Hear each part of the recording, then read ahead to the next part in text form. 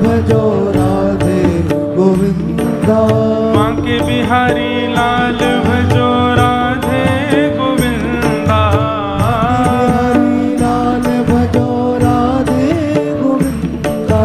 बांके बिहारी लाल भजो राधे गोविंदा। बांके बिहारी लाल भजो राधे गोविंदा। श्री मदन मोहन लाल भजो राधे गोविंदा। मदन मोहन लाल भजो राधे गोविंदा।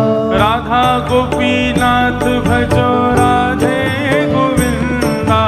राधा गोपीनाथ भजो राधे गोविंदा। श्री साक्षी गोपाल भजो राधे गोविंदा। साक्षी गोपाल भजो राधे गोविंदा। साक्षी गोपाल भजो राधे गोविंदा। साक्षी गोपाल भजो राधे गोविंदा। हे राधे गोविंद भजो राधे गोविंदा। राधे गोविंद भजो राधे गोविंदा। श्री राधे गोविंद भजो राधे गोविंदा।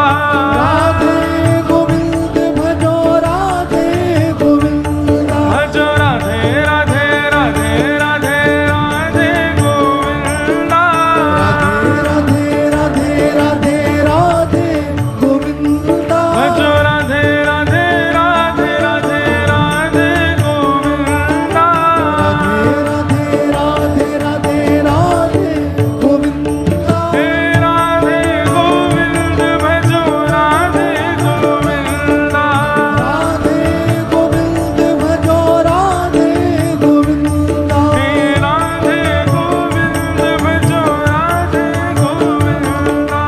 राधे गोविंद भजो राधे गोविंदा। जय जगन्नाथ जय जगन्नाथ। जय जगन्नाथ जय जगन्नाथ। जय जगन्नाथ जय जगन्नाथ। जय जगन्नाथ जय नीलाद्रीनाथ जय नीलाद्रीनाथ। जय नीलाद्रीनाथ जय नीलाद्रीनाथ। जय नीलाद्रीनाथ जय नीलाद्रीनाथ। जय नीलाद्रीनाथ जय नीलाद्रीनाथ। हे राधे गोविंद भजो राधे गोविंदा। राधे गोविंद भजो राधे गोविंदा। हे राधे गोविंद भजो राधे गोविंदा। राधे गोविंद भजो राधे गोविंदा। हे भजो राधे गोविंदा। राधे गोविंद हे भजो वृंदावन चंदा। वृंदावन चंद। हे भजो राधे गोविंदा। करताल बजा के गाओ। भजो वृंदावन चंदा। वृंदावन चंद। हे भजो राधे गोविंदा।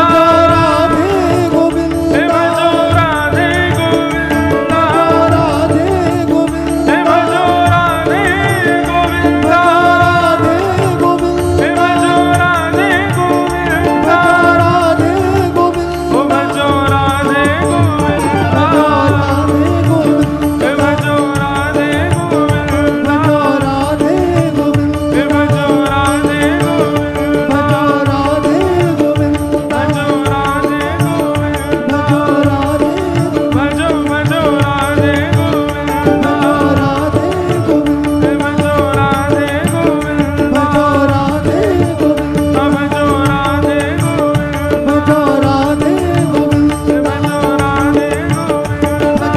राधे गोविंद जगन्नाथ जगन्नाथ जगन्नाथ लक्ष्मा महाबाहो महाबाहो महाबाहो पाहिवा।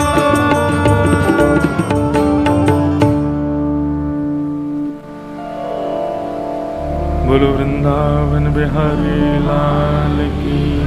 जय श्री राधा रमण लाल की जय श्री राधा वल्लभ लाल की जय श्रीमद्भागवत महापुराण की जय सब संतन की जय सब भक्तन की जय सब विप्रन की श्री वृंदावन धाम की जय श्याम सुंदर श्री यमुने महारानी की जय 84 कोस ब्रजमंडल धाम की जय गोवर्धन नाथ की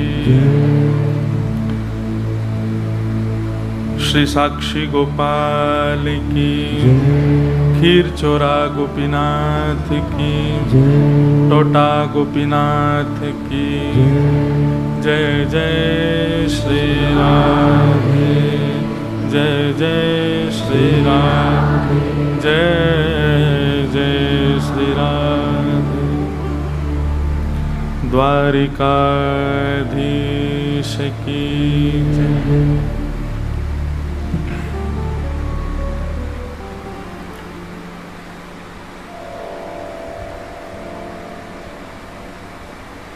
परम मंगल में परात्पर अखिलेश्वर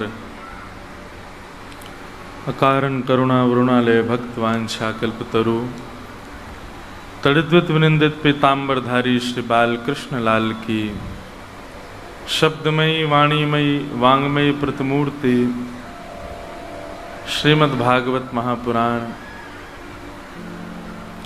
मंच पर विराजमान समस्त विप्रवृंद समस्त गंधर्वजन और आप सभी श्रोता भाई बंधु मातृशक्ति बालक मित्र सखा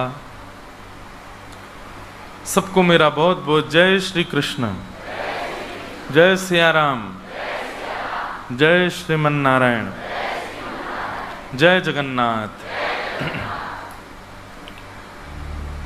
महाप्रभु श्री जगन्नाथ जी के परम अनुग्रह से कृपा से हम आप सब लोग वैदिक वांग्मय के सर्वोच्च सदग्रंथ श्रीमद् भागवत के साप्ताहिक भक्ति अनुष्ठान में अवगाहन कर रहे हैं। ये हमारा परम सौभाग्य है। उड़ीसा के राउरकेला क्षेत्र में ये द्वितीय भागवत की सेवा करने का अवसर प्राप्त हो रहा है। परमानंद परम उत्साह के साथ हम आप सब लोग साप्ताहिक उत्सव में आज चतुर्थ दिवस में प्रवेश कर रहे हैं।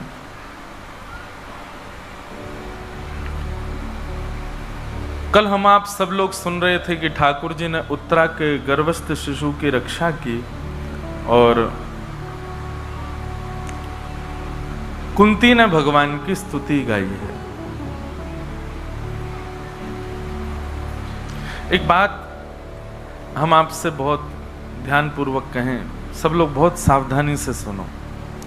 जो लोग आ रहे हैं उनको आने दीजिए, बैठने दीजिए, आप लोग केवल श्रवण कीजिए। हम लोगों ने संसार के संबंध जिन लोगों से भी हम बनाते हैं उनके प्रति हम एक खूबी देखते हैं, तब उससे वो संबंध बनाते हैं। और या फिर वो संबंध ठाकुर जी ने ही बना रखा होता है तो भी हम उसकी उस खूबी को ही प्रधान मानते हैं। जैसे हम श्रेष्ठ मित्र किसको माने? जो हमें समझता हो, हमारी बातें मानता हो, हमें जिसमें अच्छा लगता हो, ऐसी परिकल्पना योजनाएं बनाता हो, वो अच्छा मित्र है। अच्छा पति कौन? जो पत्नी के अनुकूल रहे। अच्छी पत्नी कौन? जो पति के अनुकूल रहे। अच्छे बच्चे कौन?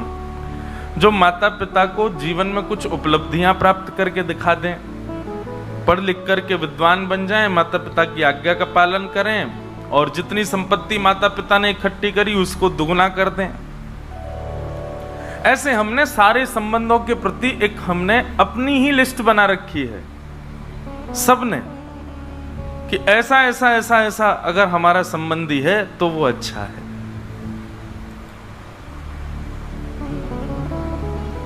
बालक वैसे नहीं है जैसा हम चाहते हैं तो बालक बुरे हैं। भगवान ने हम पर कृपा नहीं की, ऐसी संतान दे दी। पत्नी अनुकूल नहीं तो ठाकुर जी से शिकायत, पति अनुकूल नहीं तो ठाकुर जी से शिकायत। पर हमारी एक बात मानिएगा, आज ऐसे ही चिंतन करते हुए मन में भाव आ रहा था कि हम श्रेष्ठ गुरु उसको मानते हैं जो ठाकुर जी से मिलाता हो। केवल गुरु की जिम्मेवारी है, जितने भी संबंध हों उन संबंधों में यही क्वालिटी होनी चाहिए।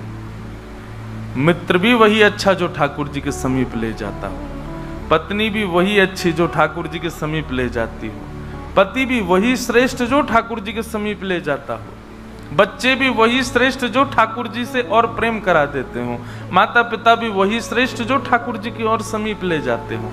वो सारे संबंध निरर्थक हैं जो सांसारी रूप से आपको प्रिय लगते हैं, पर वैष्णव होने के बाद में आपका एक ही उद्देश्य होना चाहिए। आपका सखा हो, मित्र हो, भाई हो, बंधु हो, गुरु हो, पिता हो, पत्नी हो, पति हो, बच्चे हो, कोई भी हो, संबंध वो अच्छा जो ठाकुर जी के समीप ले जाता।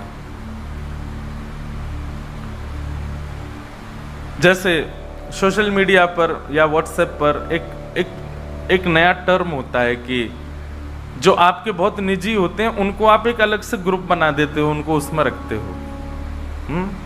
आज ही व्हाट्सएप पे एक ग्रुप बनाओ, उसका नाम रखो भगवत प्रेमी। कौन कौन है उन्हीं को ही उस ग्रुप में डालो और उन्हीं को ही अपना सर्वस्व मानो। बाकी सबसे आप केवल व्यवहार मात्र निभाइए, वास्तविकता उन्हीं से रखो जो ठाकुर जी के समीप ले जाते। वो सखा, वो परिवार का वो व्यक्ति जो ठाकुर जी से किंचित भी आपको दूर रखता हो। आज मुझे एक माँ ने आकर के अपनी वेदना बताई सुबह, मुझसे बोली महाराज जी हमने कथा सुनते सुनते प्याज लहसुन छोड़ दिया, वैष्णव रहना प्रारंभ कर दिया, अब हमारे घर के लोग ऐसे हीन भावना से हमको देखते हैं। अरे राम राम, ये तूने क्या किया? अरे जीवन एक बार मिलता उसमें भी ये सब छोड़ दिया। जीवन एक बार मिलता उसमें भी तुमने एक कंठी तिलक माला जो है का अपने गले में डाल ली, सिर पर लगा लिए। जीवन एक बार मिलता उसमें भी तुम ये भक्ति भाव में चले गए हो।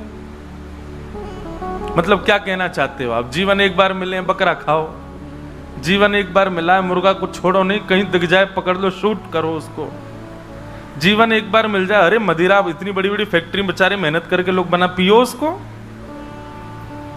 वाह, एक बात सदैव याद रखिएगा, आपके वैष्णव होने पर जो आपके प्रति हीन भावना रखते हैं वो व्यक्ति हीन भावना नहीं रख रहा है, उसके भीतर जो कलयुग बैठा है वो उसको कहता अरे देख ये तो कल्याण कर रहा है अपना, इसको कैसे भी रोक।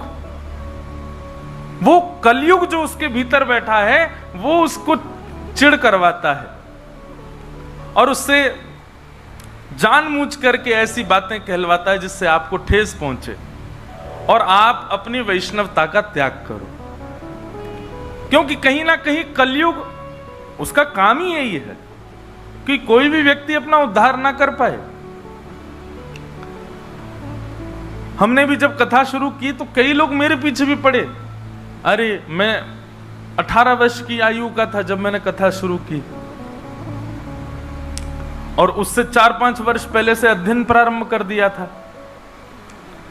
कई ब्रेन वॉश करने वाले आए जीवन में।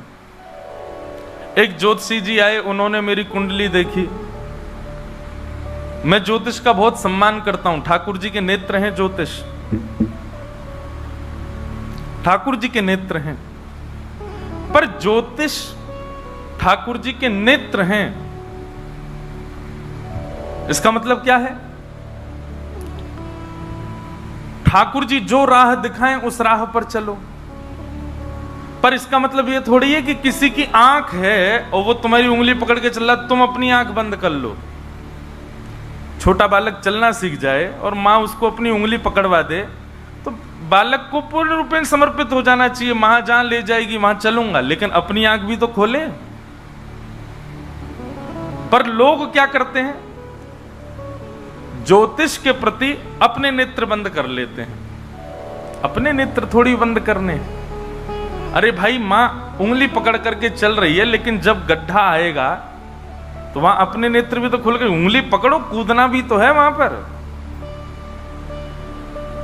ज्योतिष का पालन करना चाहिए, ज्योतिष में जहां आज्ञा जैसी हो जाए उसके अनुरूप चलना चाहिए, पर अपने नेत्र भी तो खोल के रखो।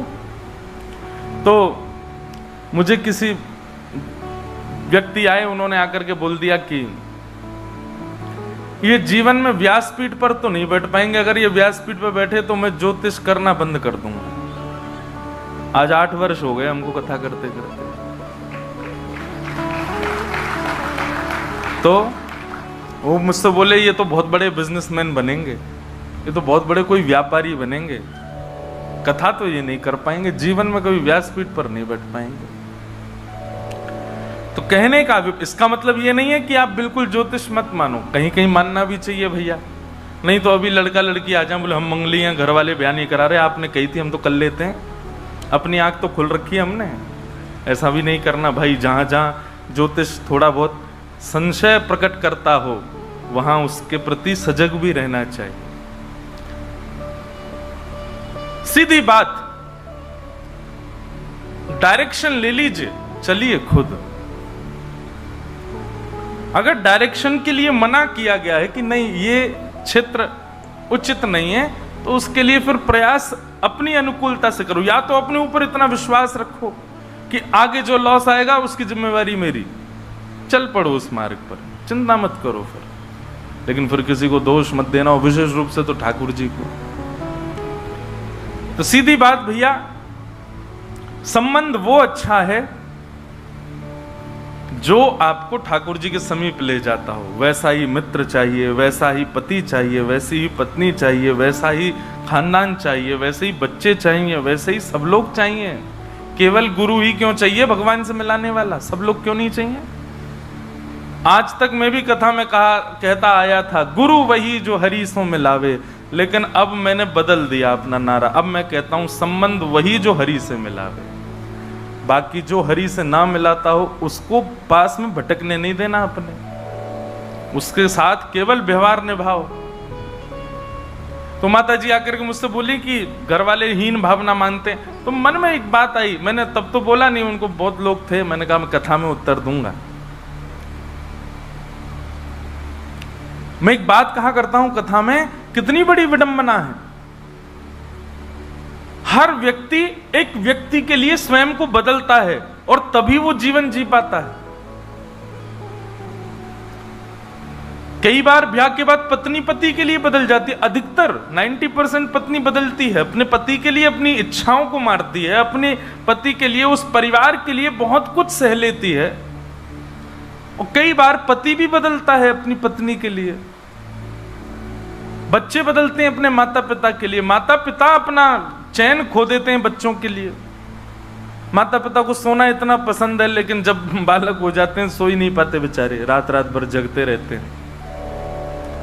बदलते हैं अपने बच्चों के लिए, बेचारे अपनी इच्छाएं मारते हैं, बच्चों का पेट भरते हैं, बच्चों के लिए सब कुछ बदल देते हैं। ऐसे हर व्यक्ति बदलता है किसी ना किसी के लिए, लेकिन श्रेष्ठ बदलाव वो जो ठाकुर जी के लिए किया जाए, जो ठाकुर जी के लिए किया गया है।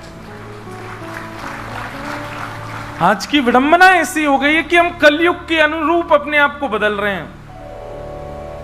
अगर कोई खा पी लेता है ना, तो आजकल ऐसा, पहले बहुत बड़ा अपराध माना जाता था, पर अब ऐसा हो गया है कि घर वाले कहते हैं कोई बात नहीं, समय के अनुसार बदलना चाहिए, बच्चों को कभी कभी खा पी लेना चाहिए।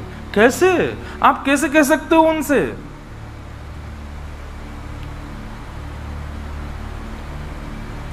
वो दिन भी दूर नहीं है, आगामी 100 वर्ष बाद का कलयुग ऐसा भी हो जाएगा, बेटा मर्डर करे कोई बात नहीं, समय है बेटा, एक आध तो कर देना चाहिए, जीवन में नहीं करोगे कैसे काम चलेगा?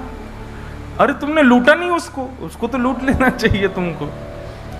जब 100 वर्ष पहले के जीवन में खाना पीना पाप था, अब वो सामान्य होता जा रहा है। अभी आप लोग और मैं, हम इस 4 दीवारी में बैठे हैं, हम लोगों के लिए बहुत बड़ी बात है, पर आप कॉर्पोरेट में जाकर के देखो, वहां तो बिल्कुल बड़ी बात नहीं है। वहां तो उसके लिए बुरा माना जाता है जो ये सब नहीं करता। कितना खतरनाक समय आने वाला है। बहुत बढ़िया समय में निपट जाएंगे हम आप सब लोग, क्योंकि इसके बाद का कलयुग बहुत खतरनाक होने वाला है, बहुत ही खतरनाक होगा। इसलिए भैया खूब भजन करो, खूब कथा सुनो, खूब अच्छे अच्छे कर्म करो, जगन्नाथपुरी वृंदावन खूब जाओ। कहीं दोबारा अगर इसके बाद अगर आप पृथ्वी पर आए तो वो समय देखोगे कि आप स्वयं ही सोचोगे क्या करें अब, इतना भयावह समय आने वाला है। तो जिन लोगों के वैष्णव होने पर यदि कोई व्यक्ति उपहास करता है, उस समय यही मान लेना चाहिए कि इसके भीतर का कलयुग चिढ़ रहा है मुझे देख करके, वो नहीं चाहता कि मैं वैष्णव बनूं, इसलिए मुझसे ऐसा कह पा रहा है। पर आपका नियम होना चाहिए, अपने उस कर्तव्य का त्याग मत करो। आप नहीं खाते प्याज लहसुन तो भूखे मर जाना, लेकिन खाना नहीं। अगर आप नहीं पान करते तो चाहे जीव कटवानी पड़ जाए, लेकिन करना नहीं। कैसे कैसे वैष्णव, हमारे गौड़िया वैष्णव संप्रदाय के भी कैसे ऐसे वैष्णव हुए। मुगलों ने खूब कौड़े बरसाए, लेकिन ठाकुर जी का नाम गाना नहीं छोड़ा। बोले प्राण त्याग देंगे लेकिन ठाकुर जी को नहीं छोड़ सकते हम। सदन कसाई नाम सुना है? श्री जगन्नाथ महाप्रभु के भक्त श्री सदन कसाई। सदन कसाई जो थे वो मांस बेचते थे, यही उनका काम था। एक बार ऐसे तराजू में तोलते थे मांस को, तो जब मांस का विक्रय कर रहे थे तो उनको पता नहीं चला, वो भार की जगह शालिग्राम जी को रखते थे। लेकिन कीर्तन उनको बड़ा प्रिय था, कीर्तन करते हुए मांस बेचते थे। बताओ, ऐसा उनका स्वरूप। एक बार एक महात्मा वहां से निकल रहे थे, तो महात्मा ने जैसे ही देखा, वो तो देखते ही पहचान गए। मुंह पे कपड़ा रख करके जा रहे थे, तो देखा कि ये तो शालिग्राम जी हैं। तुरंत, अरे तुम क्या कर रहे हो, बहुत बड़ा पाप है, ये तो साक्षात शालिग्राम जी हैं। उसने कहा महाराज मुझसे गलती होगी, मुझे तो पहचान है नहीं। बोले लाओ इनको मुझको दो। शालिग्राम जी ले लिए महाराज, जाकर के शुद्ध नदियों के जल से स्नान कराया, पंचामृत स्नान कराया, इत्र लगाया, चंदन लगा करके चांदी के सिंहासन पर बैठा के माला पधरा दी। ठाकुर जी का कीर्तन, बढ़िया खीर बना के भोग लगाई और खूब रोए महात्मा। बोले कि नाथ आप भी कहाँ के कसाई के यहाँ बैठे थे, अब आप विराजो, प्रेम से रतन सिंहासन पर विराजो।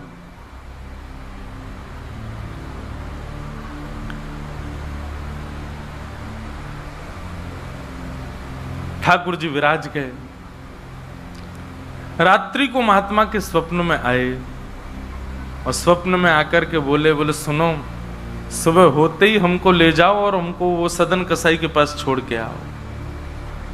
महात्मा बोले वहां प्रभु मांस बेचता है, वो आपको तोलता है, तोलने के लिए भार बना करके रखता है, आप उसके यहां क्या करेंगे? ठाकुर जी कह रहे हैं हम जितना कह रहे हैं उतना करो बस। बोले नाथ ये तो वेद विरुद्ध हो जाएगा, ये तो शास्त्र विरुद्ध हो जाएगा, मैं आपको कैसे वहां छोड़ के आ सकता हूं? आपको वहां क्या सुख मिल रहा है? वो शुद्ध नहीं, पवित्र नहीं, उसका स्थान अच्छा नहीं, मांस विक्रय करने वाला व्यक्ति, महापापी व्यक्ति, वहां क्यों जाना है आपको? ठाकुर जी बोले कहीं पर हमको स्नान करने में सुख मिलता है, कहीं हमको सिंहासन पर बैठने में सुख मिलता है, कहीं भोजन करने में सुख मिलता है, कहीं माला पहनने में सुख मिलता है, सदन कसाई के हमको लुढ़कने में सुख मिलता है। उसके तराजू में जब वो तराजू से तोलता है तो हम इधर उधर लोटपोट होते हैं, हमको उसमें बहुत आनंद आता है, हमको छोड़ के आओ उसके पास ही। और वो मांस विक्रय करता है, चलो जो भी है, लेकिन जब उसके यहाँ तोला जाता है और वो तोलते समय हम लुढ़कते हैं तो वो कीर्तन गाता है, वो मुझे बहुत अच्छा लगता है, मुझे उसके पास छोड़ के आओ। न जाने कौन से गुण पर दयानिधि रीझ जाते। कभी कभी हमको ऐसा लगता है कि कुछ ना कुछ करते रहो बंधुओं, किसी से तो रीझ जाएंगे ठाकुर जी, कभी तो रीझेंगे, कभी तो उनको कोई ना कोई चीज तो भाएगी हमारी। इसलिए आशा मत छोड़ो, लगे रहो, कुछ ना कुछ करते रहो। पर एक बात, चतुराई से नहीं, जान करके नहीं, बिना जाने भोले बनकर, सहज बनकर के करते रहो। ना जाने किस भाव से रीझ जाए। सदन कसाई के पास महात्मा वापस आ गए। और आकर के शालिग्राम जी देने सदन के से बोलो, नाथ यहाँ क्यों ले आए इनको दोबारा, यहाँ तो मांस बिकता हूं मैं, बहुत गंदा स्थान है ये। बोले धरो इनको अपने पास ही। ठाकुर जी रात में स्वप्न में आकर के कह के गए कि उनको तुम्हारे संग ही रहना है। मुझे कथा पढ़ते समय लग रहा था सदन कसाई की क्या स्थिति हुई होगी जब महात्मा ने कहा कि ठाकुर जी ने स्वप्न में आके कहा कि उनको तुम्हारे पास ही रहना है। हाथ पांव कांपने लगे, नेत्रों से अश्रुधार गिरने लगे सदन कसाई के। मन में विचार करते हुए कहता है कि मैं इतना पापी, इतना गंदा इंसान, और ये ठाकुर जी मुझसे मिलने के लिए मेरे पास चले आए। मैं इनके लिए इतना भी नहीं कर सकता कि ये दूषित काम ना करूं। ज्यादा से ज्यादा क्या होगा, भोजन ही तो नहीं मिलेगा मुझे, धन ही तो नहीं कमाऊंगा, लेकिन इससे बड़ा और धन क्या चाहिए कि ठाकुर जी मेरे से मिलने के लिए व्याकुल हो रहे हैं। उसी समय सदन कसाई ने अपनी दुकान बेच दी, सब काम बंद कर दिए और बस अपने ठाकुर जी के लिए जीवन जीने लगा। आप मुझसे मिलने के लिए तड़प रहे थे नाथ, अब मैं तड़पूंगा आपसे मिलने के लिए, मैं आऊंगा आपसे मिलने के लिए। और निकल पड़े सदन कसाई जगन्नाथपुरी की ओर। पूछा लोगों से, कहां है पुरी? लोगों ने दिशा बता दी। बोले वहीं विराज रहे हैं जगत के नाथ, वहीं विराज रहे हैं साक्षात नंदन नंदन। एक बात बताएं बंधुओं, सतयुग, त्रेता, द्वापर, कलयुग, 4 युग हैं। सतयुग के पूज्य ठाकुर जी, अर्चनीय ठाकुर जी हैं श्री बद्रीनाथ भगवान। सतयुग के जितने भी लोग हैं उनकी मनोकामना पूर्ति हो, उनकी सिद्धि पूर्ति हो, उनकी अर्चना का केंद्र हो, उनकी साधना का केंद्र वो बद्रीनाथ ही है। इसलिए बद्रीनाथ जब जाते हैं तो वहां हमको सामान्य कलयुगी व्यक्ति वहां रुक नहीं पाता ज्यादा दिन। एक प्रैक्टिकल है, अगर आप बद्रीनाथ में ज्यादा टिक नहीं पा रहे हो तो इसका मतलब है कि आप पूर्ण रूपेण कलयुग ने आपको जकड़ रखा है। वो लोग बुरा ना माने जो लोग बेचारे नहीं रुक पाते वहां पे। भले चाहे कुछ हो, ऑक्सीजन कम हो जाएगी, ब्लड प्रेशर हाई हो जाएगा, सांस नहीं आएगी। और महाराज कई लोगों को मैंने देखा है, अपना अनुभव किया है, बद्रीनाथ जाते हैं कमरा में घुसे नहीं कि उनको पता नहीं क्या ऐसा हुआ पकड़ लेता, वो दर्शन तक नहीं जा पाते। वो बस एक ही रट लगाते हैं, हमको वापस भेजो, हमको वापस भेजो, हम रुक नहीं पाएंगे यहाँ पे। तो बद्रीनाथ जो है ये सतयुग का स्थान है, सतयुग का धाम है, सतयुग के लोगों का पूजा का, अर्चना का केंद्र है। त्रेता का स्थान है श्रीरंगम और रामेश्वरम। श्री राम जी के अर्चनीय ठाकुर जी हैं श्री रंगनाथ भगवान, शेष शैया पर जो ऐसे पौड़े हैं। श्रीरंगम त्रिचिरापल्ली में, कावेरी के तट पर, वहां पर श्रीरंगम, ये त्रेता के ठाकुर जी हैं। और द्वापर का तीर्थ है द्वारिका, द्वारिकाधीश ये द्वापर के ठाकुर जी हैं। द्वापर के लोगों के अर्चना के और पूजा के, साधना के, मनोकामना पूर्ति के केंद्र के स्थान श्री द्वारिकाधीश।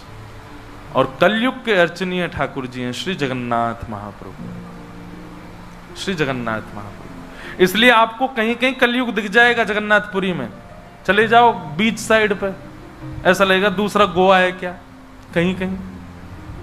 क्यों? आपको कलयुग में जैसा स्वभाव का व्यक्ति होता है वैसे हर स्वभाव का व्यक्ति आपको जगन्नाथपुरी में जरूर मिलेगा। खाने पीने वाला भी मिल जाएगा, बाकी के सब व्यसन करने वाला भी आपको जगन्नाथपुरी में जरूर मिलेगा। और श्री जगन्नाथ महाप्रभु उन पर भी कृपा करते हैं क्योंकि कलयुग के ठाकुर जी। एक बार किसी के मन में संशय उत्पन्न हुआ कि जगन्नाथपुरी जैसे तीर्थ में, धाम में ये सब कैसे?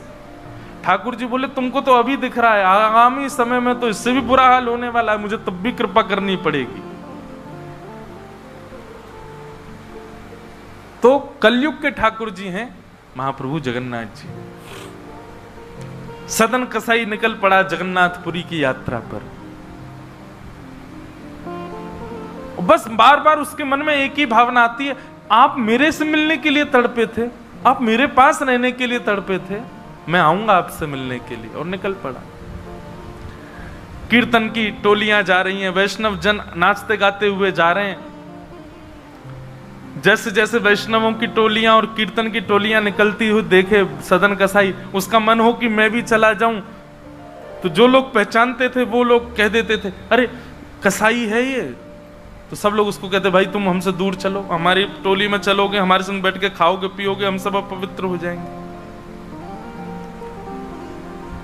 जिस मार्ग पर सब लोग चल रहे हैं, सदन कसाई उस मार्ग से उतर करके चल रहे हैं। कहीं मैं इस मार्ग पर चलूंगा, मेरे चलने से मार्ग अपवित्र हो जाएगा। और स्मरण कर रहे हैं महाप्रभु श्री जगन्नाथ जी का।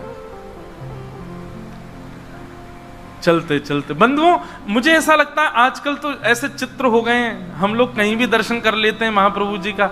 उस काल की बात है जब चित्र भी नहीं होते थे, तो कई लोग तो पहली बार ही जगन्नाथ जी को देखते थे।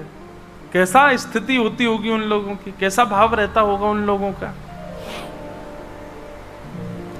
सदन कसाई चलते जा रहे हैं, एक मार्ग से उतर करके चल रहे हैं, निष्ठुर मार्ग पर चल रहे हैं, और बस स्मरण कर रहे हैं श्री जगन्नाथ महाप्रभु का। चलते चलते चलते एक नगर में पहुंचे, रात्रि का समय हो गया, शाम का समय हो गया। तो एक भवन बना था, घर बना था, उसी के बाहर ही सदन कसाई बैठ गए।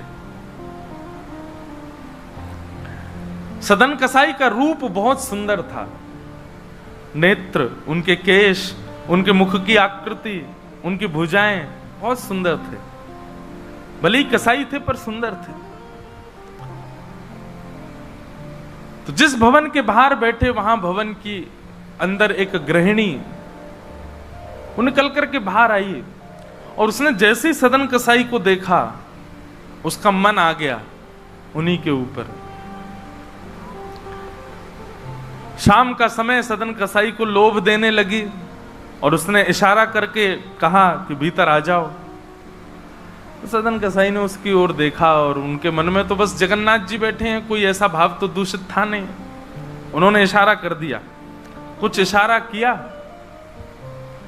और उस इशारे को उस कन्या ने, उस महिला ने ऐसा समझा कि मानो ये कहना चाह रहे हैं कि तुम भीतर जाके पहले अपने पति का वध करो, तब मैं रहूंगा तुम्हारे साथ। और बंधुओं एक बात बताएं, विषय जब माथे पर बहुत तीव्रता से चढ़ता है ना, वासना जब बहुत तीव्र चढ़ जाती है, तो व्यक्ति ये भी विचार नहीं करता मैं क्या कर रहा हूं। वो कितनी भी कथाएं सुन रहा हो, कितनी भी कथाओं में जा रहा हो, पर विषय जब उसके हृदय में होता है तो वो बिल्कुल विवेक शून्य हो जाता है।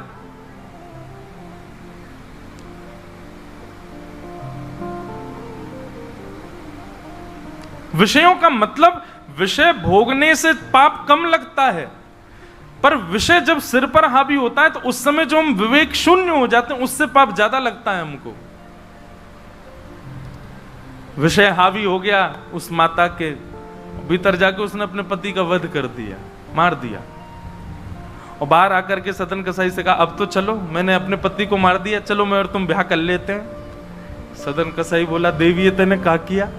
मैंने तो नहीं कहा था कि तुम मारो। बोले, हो तुम झूठ बोलते हो, तुम नहीं तो कहा था कि उसका वध कर दो तब रहूंगा। अब तुम्हारे पास एक ही रास्ता, या तो मेरे साथ रहो, नहीं तो मैं सबको बता दूंगी कि तुमने मेरे पति को मरवाया है। पर जिनके हृदय में श्री ठाकुर जी विराजमान है, उनको अन्य किसी के लोभ की इच्छा नहीं होती। उन्होंने कहा, ज्यादा से ज्यादा मार दोगी मुझको और क्या, बदनामी होगी, सब होगा, लेकिन मैं अपनी स्थिति से नहीं हट सकता। और उन्होंने अस्वीकार किया। और हुआ वही, उसने हल्ला मचा करके सबको इकट्ठा कर दिया, मेरे पति को इसने मरवा दिया और ये आदि आदि सब कर दिया। सदन कसाई को बंदी बना करके राजा के सामने प्रकट कर दिया। सब लोग आगे खिसक जाओ थोड़े थोड़े, पर कथा सुनना मत छोड़ो, कथा सुनते सुनते खिसक आओ। सब लोग बैठ जाओ, यहाँ आगे जितनी जगह बैठ जाओ, आ जाओ। हाँ, खूब जगह है, आप लोगों को हम देखेंगे। बस नाक, आज नार में बाम लगा लेना शाम, बैठ जाओ। देखो कितनी जगह हो गई पीछे। बोलो वृंदावन बिहारी लाल की। चल ना रहे हैं ऐसा लग रहा है। तो सदन कसाई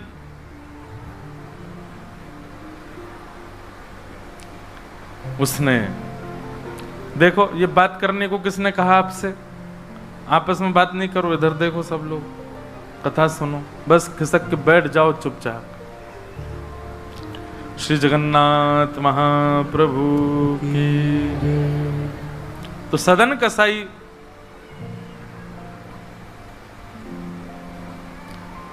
राजा के यहां उसको प्रस्तुत कर दिया, बंदी बना दिया, और बंदी बना करके कहा कि आप स्वीकार करते हैं कि आपने ये अपराध किया है इनके पति को मारने का? सदन कसाई कुछ नहीं बोला। बोले क्योंकि पक्ष तो पूरा उन्हीं की तरफ जाने वाला, मैं कितना भी मना करूं, मैं सफाई क्या दूंगा, मैं कैसे प्रस्तुत करूंगा, मैं विवाद कैसे करूंगा? वैष्णव का स्वरूप होता विवाद में नहीं पड़ता। वो चुपचाप खड़े रहे, बस मुस्कुराते रहे। बोले अब सत्य तो ठाकुर जी जानते हैं, मैं अब आपको कैसे बताऊं कि मैंने नहीं किया? मैं कहूं कि मैंने नहीं किया तो मेरे पास कोई प्रमाण नहीं है ना देने का कि मैंने नहीं किया। और प्रमाण देने के लिए, इकट्ठा करने के लिए, इतने प्रपंच में पढ़ने के लिए मैं नहीं निकला हूं। मैं तो जगन्नाथ जी से मिलने के लिए। आपको जो दंड देना है बस मृत्यु दंड मत देना, बाकी जो दंड देना है दे दो, मुझे जगन्नाथ जी का दर्शन करना है।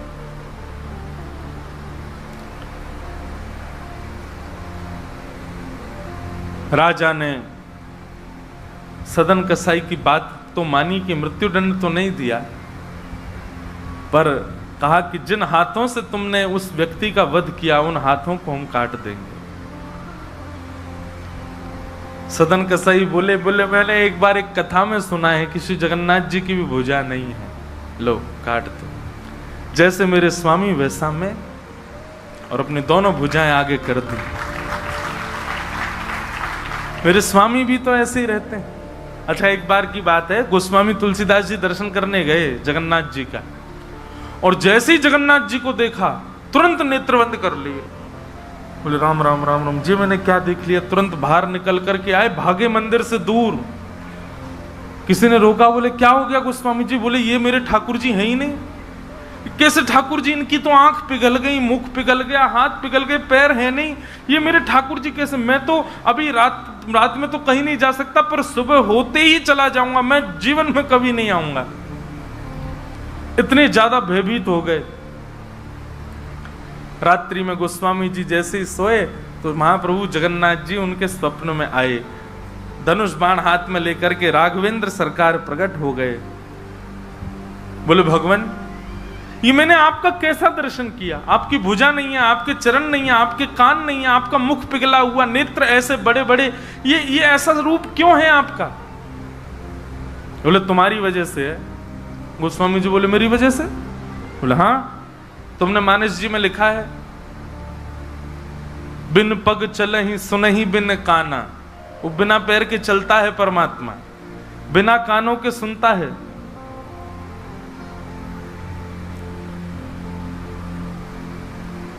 निज कृत कर्म करहु विधि नाना। बिना हस्त कमल के कई सारे काम कर देता है। अब आपके पास दो ही तरीके हैं, या तो हमारे इस रूप को स्वीकार करो, नहीं तो चौपाई को जाके मिटा दो मानस जी से।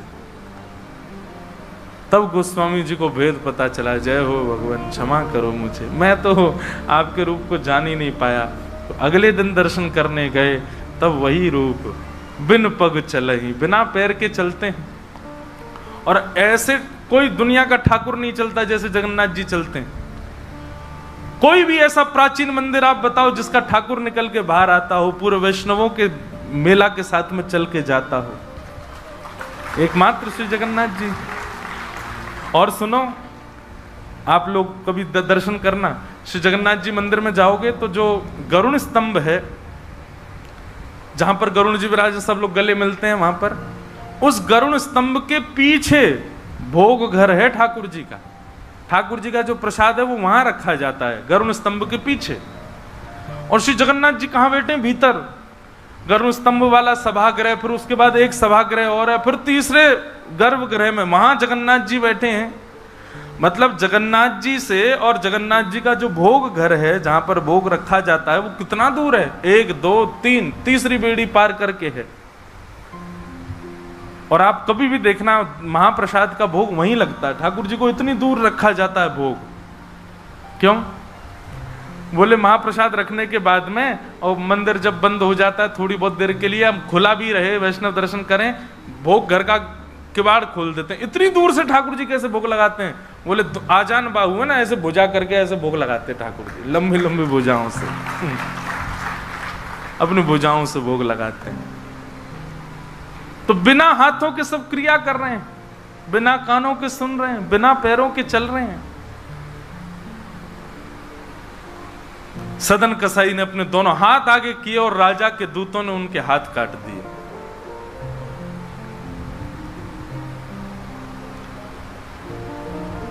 पीड़ा में नहीं है, प्रसन्नता में है। आंसू तो निकल रहे हैं नेत्रों से, पर प्रसन्नता के आंसू हैं कि नाथ आपने किसी रूप में तो मुझे स्वीकार किया। चलते जा रहे हैं, रक्त बह रहा है दोनों तरफ से। बस रास्ते में एक ही प्रार्थना कर रहे हैं, नाथ है तो ये शरीर ही, और यही माध्यम है मुझे आपके दर्शन का। इसमें जो ये पीड़ा हुई है, जो रक्त संचार हो रहा, रक्त जो निकल रहा है, बस इससे केवल ठाकुर जी इतना, बस इतना रक्त बचने देना भीतर कि मैं जगन्नाथपुरी पहुंच जाऊं, आपका दर्शन कर लूं, उससे पहले मेरे प्राण ना निकल जाएं। और चलते जा रहे हैं। ऐसी लगन हमको कभी नहीं लग सकती बंधुओं, इस जन्म में तो नहीं लग सकती। हम लोग केवल बड़ी बड़ी बातें कर सकते हैं, बड़ी बड़ी बातें सुन सकते हैं, ऐसे प्रेमी हम जगन्नाथ जी के कभी नहीं बन सकते।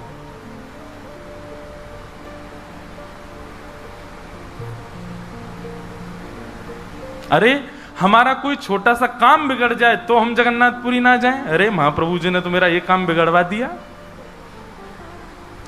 यहां तो हाथ पांव कटवा देते हैं वैष्णव ठाकुर जी से मिलने के लिए। सदन कसाई जैसे ही श्री क्षेत्र में उन्होंने प्रवेश किया, और जैसे ही प्रवेश किया ब्रह्म वेदी पर श्री जगन्नाथ जी झूमने लगे। पुजारियों ने जाकर के कहा, महाप्रभु जी आज्ञा करें, आप इतने प्रसन्न क्यों हैं? बोले मेरा एक भक्त आया है, वो बेचारा बहुत कष्ट में है, आप लोग तुरंत पालकी लेकर के जाइए और उसको लेकर के आइए यहां पर। पुजारी सब पालकी लेकर के दौड़े और पुरी में प्रवेश कर रहे वैष्णवों से पूछने, अरे भैया महाप्रभु जी का कोई भक्त आया है क्या? महाप्रभु जी ने पालकी भेजी है उसको ले जाने के लिए। महाप्रभु जी आज बड़े प्रसन्न हैं, उनका कोई परम वैष्णव भक्त आया है। तो सदन कसाई ने जैसे ये बात सुनी कि पुजारी हल्ला कर रहे हैं, कोई बहुत बड़ा भक्त आया है, महाप्रभु जी ने उसके लिए पालकी भेजी, तो सदन कसाई इतने खुश हो गए, बोले आज ठाकुर जी के दर्शन तो होंगे, उनके एक प्रिय भक्त के भी दर्शन हो जाएंगे, कितना मेरा सौभाग्य होगा। और रही बात, मैं तो बहुत बड़ा पापी हूं, मैं तो रास्ता भर यही सोचता आ रहा था कि मैंने इतना पाप किया, इतना मांस बेचा है जानवरों का, महाप्रभु जी पता नहीं मुझसे नाराज होंगे, पर आज लगता है कोई परम वैष्णव भक्त आया तो महाप्रभु जी का मूड बढ़िया होगा, आज प्रसन्न होंगे। तो प्रसन्न मुद्रा में ठाकुर जी बैठे होंगे, तब मैं दर्शन करूंगा तो मेरे सारे अपराधों को क्षमा कर देंगे। वहां तो भीड़ लग गई पालकी के पास में, बोले हम हैं परम भक्त, और वो सदन कसाई दूरी खड़े हैं, बोले इनमें से कोई होगा जो पालकी में बैठेगा, आज पहले उसको प्रणाम करूंगा फिर महाप्रभु जी को करूंगा। वहां तो इतनी भीड़ लग गई कि पंडा पुजारी पालकी लेके जान बचा के भागे वहां से, क्योंकि सबको लगता है कि हमसे बड़ा भक्त तो कोई है ही नहीं। पालकी खाली लौट करके आ गई। महाप्रभु जगन्नाथ जी बोले तुम खाली आ गए, लेके नहीं आए उनको? बोले भगवान आपके एक दो भक्त तो है नहीं, वहां तो हजारों भक्त, एक पालकी उसमें कितनों को बैठा किया है, सब चढ़ने लगे, बोले हम हैं भक्त, हम हैं भक्त। आप कोई संकेत बताओ, आपके भक्त का कोई लक्षण। श्री जगन्नाथ प्रभु के नेत्र सजल हो गए, बोले मेरी तरह उसके भी हाथ नहीं है, जो आया है वही है मेरा भक्त, उसको लेके आओ।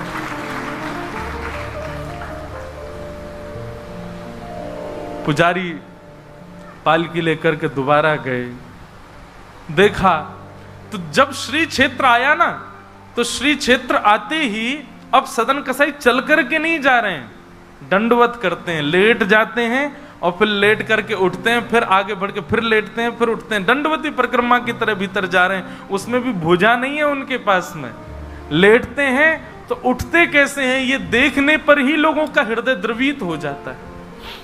और किसी से सहायता नहीं लेते। वो तो दूर चल रहे हैं ना, उस मार्ग पर ही नहीं चल रहे जहां सब चल रहे हैं। बोले कि मैं चलूंगा तो अपवित्र हो जाएगा मार्ग। एक सर्प के भांति जैसे रिगड़ के सर्प चलता है, ऐसे सदन कसाई आगे बढ़ रहे हैं। और प्रसन्न मुद्रा में मैं महाप्रभु जी से आज मिलूंगा। पुजारियों ने जाकर के जब उनकी स्थिति को देखा, कोई अपने नेत्रों के आंसुओं को रोक नहीं पाया। बार बार महाप्रभु जगन्नाथ जी को प्रणाम करें, कितने दयालु हैं नाथ, कितने कृपालु हैं आप। सदन कसाई को जाकर के पुजारियों ने उठाया, बोले चलो महाप्रभु जी ने तुम्हारे लिए पालकी भेजी। सदन कसाई बोले आपको कोई गलत सूचना मिल गई, मैं नहीं हूं वो भक्त जो इसमें। बोले नहीं तुम ही हो, ठाकुर जी ने आज्ञा करके भेजा है। सदन कसाई बोले अगर मैं पालकी में बैठा तो मेरे अभी प्राण निकल जाएंगे। आप सबसे प्रार्थना है मेरी, मैं महाप्रभु जी की आज्ञा स्वीकार करता हूं, मैं आपके संग चल दूंगा, लेकिन पालकी में नहीं बैठ सकता। चलने लगे, बस इसी बात से प्रसन्न है कि महाप्रभु जी ने मुझे स्वीकार तो किया। और जैसे ही सिंह द्वार पर पहुंचे और दंडवत करते ही जैसे ही श्री पतित पावन भगवान, सिंह द्वार पर ही श्री पतित पावन भगवान है, बाहर ही उनका दर्शन हो जाता है। उनको देखा, देखते ही बोले ये पतित पावन भगवान है, श्री जगन्नाथ जी के ही समरूप हैं। पहले इनका दर्शन करते हैं, फिर जगन्नाथ जी का दर्शन होता है। जैसे ही दंडवत किया, अभी तक तो उनको ग्लानि नहीं थी कि मेरे हाथ नहीं है, पर अब दंडवत करते समय उनको तनिक एक ग्लानि सी हुई, काश मेरे हाथ होते तो मैं भी ऐसे दंडवत करता, दोनों भुजाएं आगे कर लेता। और इस भाव से जैसे जो शेष भुजा थे थोड़े से उनको आगे करके रुदन करने लगे सदन कसाई। इतने में ही उनके भुजा निकल करके आ गई और ठाकुर जी ने भुजा प्रदान करके उनके दंडवत को स्वीकार किया। श्री जगन्नाथ महाप्रभु की। ऐसे महाबाहो, ऐसे हमारे महाप्रभु श्री जगन्नाथ, वो ये विचार नहीं करते हैं कि आप कौन हो, क्या हो। आज मुझे एक व्यक्ति ने एक प्रश्न लिख करके भेजा है, बोले महाराज जी कल आप कथा में कह रहे थे कि ब्राह्मण कैसा भी क्यों ना हो उसको मारना नहीं चाहिए, ब्राह्मण कितना भी बड़ा अपराध ना कर ले उसको मृत्यु दंड नहीं देना चाहिए। आपने ये नहीं सुना था कि मैंने माताओं का नाम भी लिया था। अच्छा, दूसरी बात, आप ब्राह्मणों के पक्ष की बात होने पर इसको जातिवाद के रूप में क्यों ले लेते हैं? अभी सदन कसाई की कथा सुनी, वो एक महाकसाई जानवरों को मारे, उस पर महाप्रभु जी कृपा नहीं कर रहे हैं। आपने कर्माबाई की कथा नहीं सुनी, जो बिना नवे धुबे ठाकुर जी का भोग लगा देती है और श्री जगन्नाथ प्रभु दौड़े दौड़े जाते हैं उसकी प्रसादी पाने। आपने सबरी की कथा नहीं सुनी, जो झूठा भोग लगा देती है ठाकुर जी को। आपने रैदास की कथा नहीं सुनी। अगर जातिवाद की बात करो तो ये एक भी श्रेष्ठ जाति का नहीं है जिस पर ठाकुर जी कृपा कर रहे हैं। और रही बात, आप यदि ये कह रहे हैं कि ब्राह्मणों को ठाकुर जी क्यों छोड़ने को कह रहे हैं, कई बार ऐसा होता है कि पुलिस में भी बहुत सारी कैटेगरी होती हैं। चोरी चकारी करने वाले के लिए कह दिया जाता है सिपाहियों को भेज दो पकड़ लाएगा, और कोई बहुत बड़ा डकैत होता है ना, उसके लिए आईएएस ऑफिसर कहता है मैं ही जाऊंगा उसको पकड़ने। तो कोई भी वर्णाश्रमी व्यक्ति अपराध करे उसको दंड पृथ्वी पर ही मिल जाता है, पर ब्राह्मण जब अपराध करता ठाकुर जी कहते हैं इसको तो मैं देखूंगा, ऊपर आने दो इसको दंड तो मैं दूंगा। ब्राह्मण जब अपने चरित्र से विहीन कृत्य करता है, ठाकुर जी कहते हैं तुम मानव इसका स्पर्श मत करो, इसको तो मैं देखूंगा, इसकी तो शिक्षा मैं लूंगा।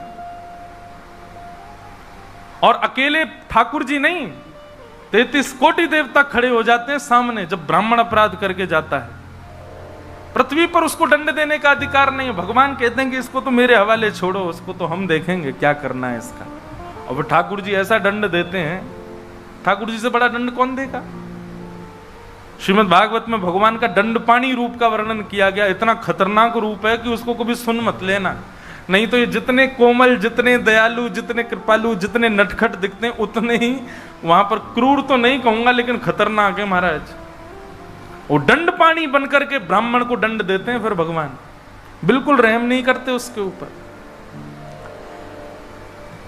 तो ये आप इस चीज को बार बार ऐसा मत ले लिया कीजिए कि ये जातिवाद का रूप है, नहीं।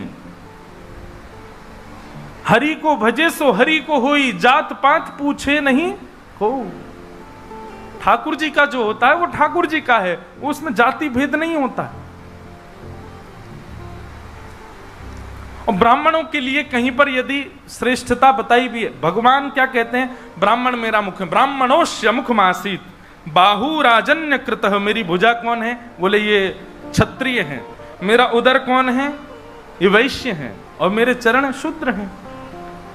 आप लोग सुबह स्नान करते हो, अपने सब अंग को समान साफ करते हो, समान साबुन लगाते हो। माता जी ने एक शांति, सब लोग समान भाव से स्नान करते हो, अपने अंग में आप ऐसा भेद मानते हो क्या?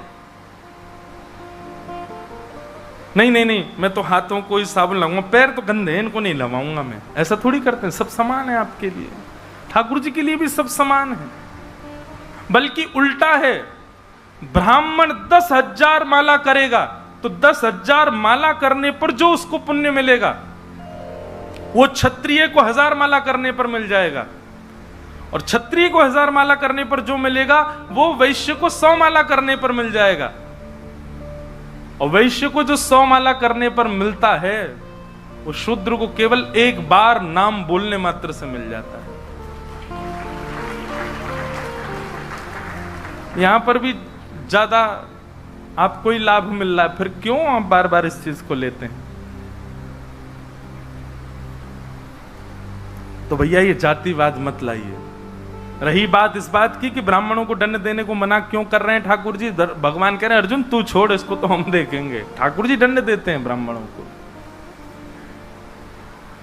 तो भगवान बड़े कृपालु भक्त वत्सल हैं, ऐसे ठाकुर जी को हम बारंबार प्रणाम करते हैं।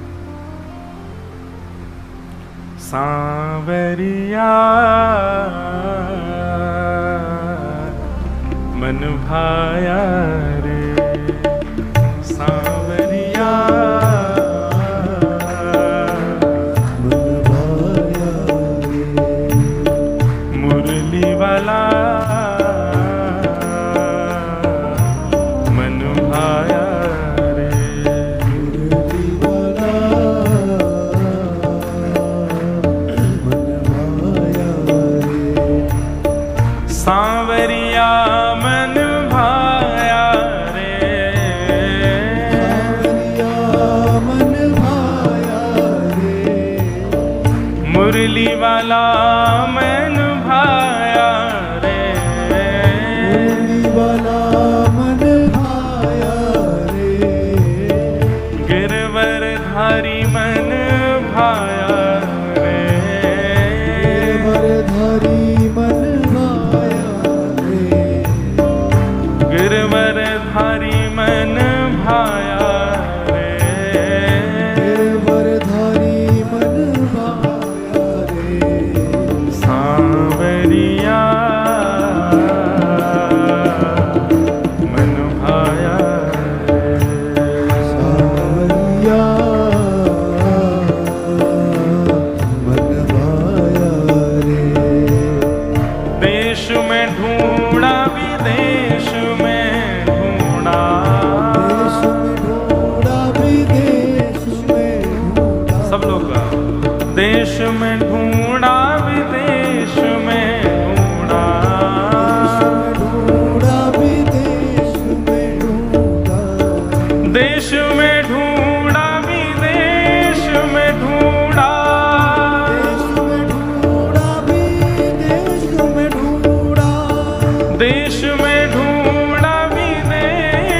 में ढूंढा देश में ढूंढा विदेश में ढूंढा, अंत का अंत न पाया रे, अंत का अंत न पाया रे, ओ अंत का अंत न पाया रे, अंत का अंत न क्यों?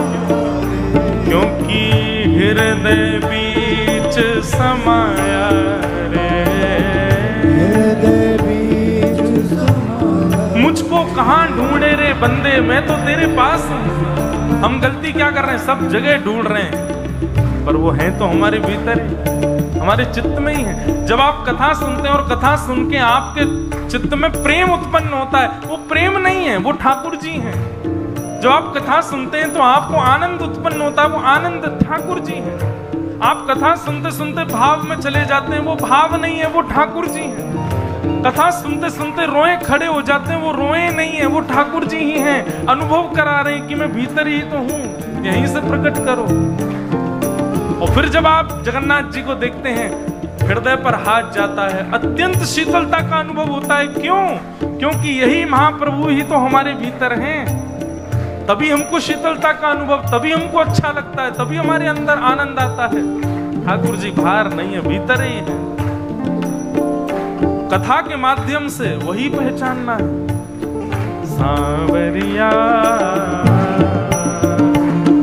मन भाया रे, सांवरिया मन भाया रे, मुरली वाला मन भाया, मुरली वाला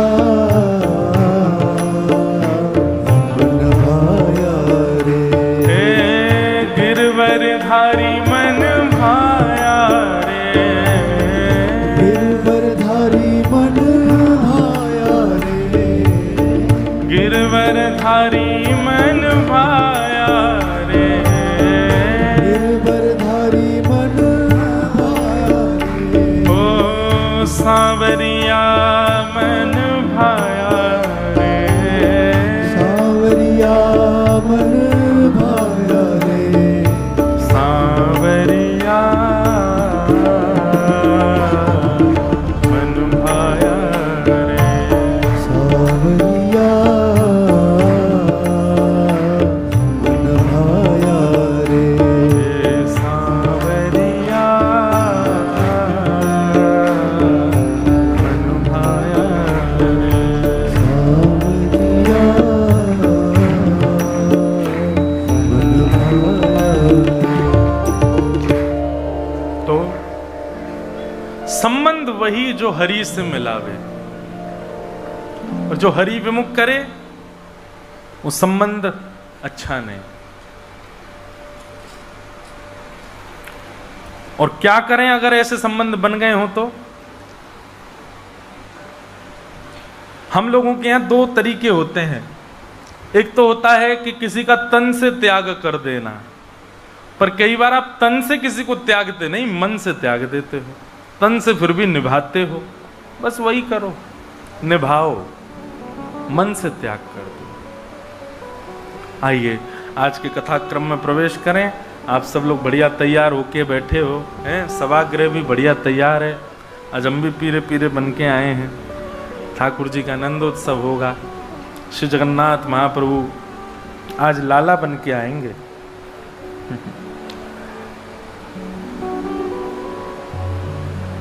तो कुंती ने भगवान की स्तुति गाई और स्तुति गाते हुए कहा कि मैं जान गई हूं कि आप कौन हो।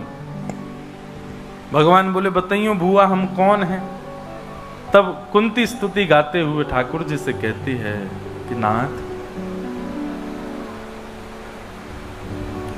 कि कृष्णाय वासुदेवाय देवकी नंदनाय च नंद गोप कुमाराय गोविंदाय नमो नमः। आप कौन हो?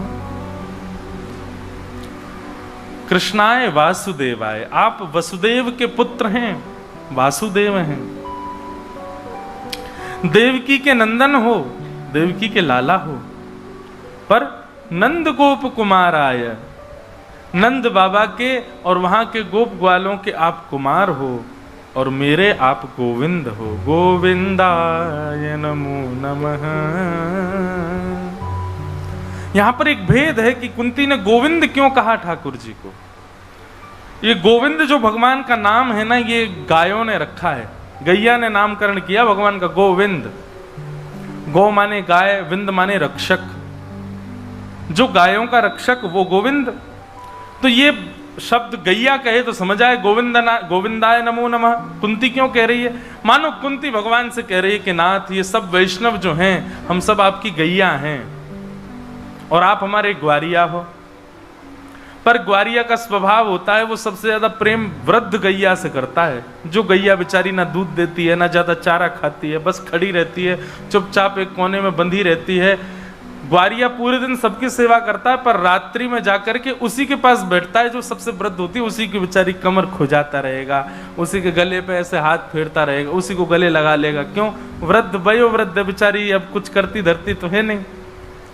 तो मानो कुंती भगवान से कह रही हो कि ये पांडव सब आपकी गौशाला की गैया हैं, कोई बछड़ा है, कोई बछिया है, कोई युवा गैया है, पर आपकी इन पांडव रूपी गौशाला की सबसे वृद्ध गैया तो मैं ही हूं। तो मानो कुंती इस बात को प्रमाणित कर रही है कि आप सबसे ज्यादा प्रेम मुझसे करते हो। भगवान बोले आपको कैसे पता कि हम सबसे ज्यादा आपसे प्रेम करते हैं?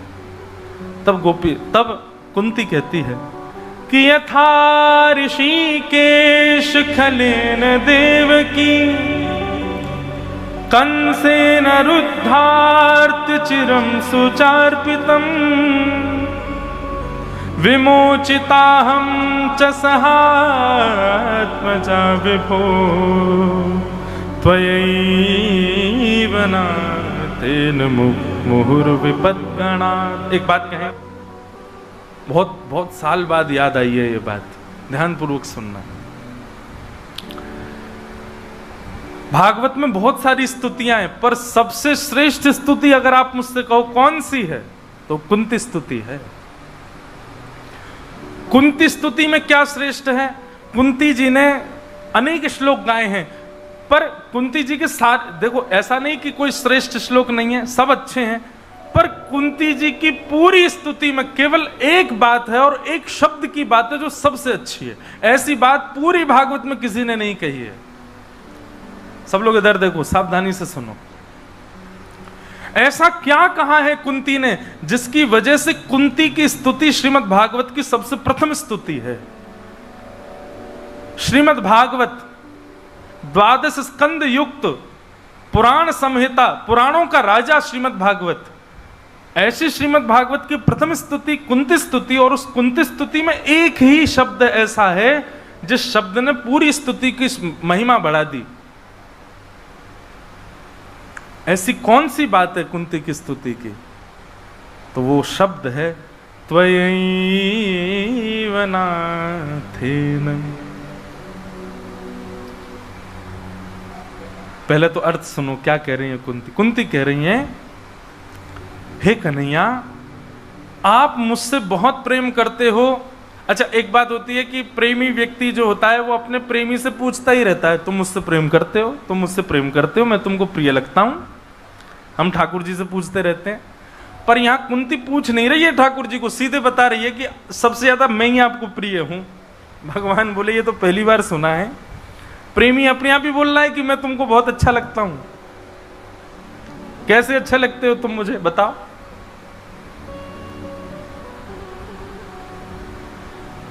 तब कुंती कहती है कि आपकी मां के, देवकी मैया के 6 बालकों की हत्या करी कंस ने, पर आपने उन बालकों की रक्षा नहीं की। और मेरे 5 पुत्रों की आप ऐसे रक्षा करते हो जैसे कि इनको एक बाल बांका ना हो जाए, इनका एक रोआ ना टूट जाए, इनका केशों के एक बाल भी ना उखड़ जाए। आप ऐसे इनके सामने चौड़े होकर के खड़े रहते हैं। तो मुझे तो इस बात से लगता है कि आप अपनी मैया देवकी से भी ज्यादा मुझसे प्रेम करते हो।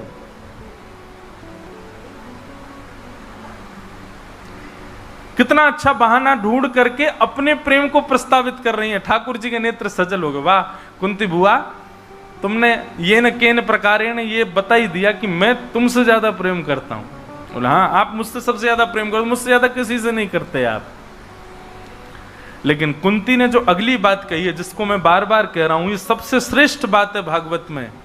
त्वयैव नाथेन मुहुर्विपद्गणात्। कुंती कहती है, दुनिया के लोग तो कहते हैं ठाकुर जी आप हमारे हो, हम तुम्हारे हैं, पर कुंती अपने बच्चों के सामने, अपने परिवार के सामने, समस्त पांडवों के सामने और समस्त हस्तिनापुर वासियों के सामने कह रही है, त्वयैव नाथेन, मतलब केवल आप मेरे हो, बाकी मेरा कोई भी नहीं है इस संसार में, केवल आप मेरे हो। ये बात सुनने में बहुत सरल लगी होगी, पर ये सरल है नहीं।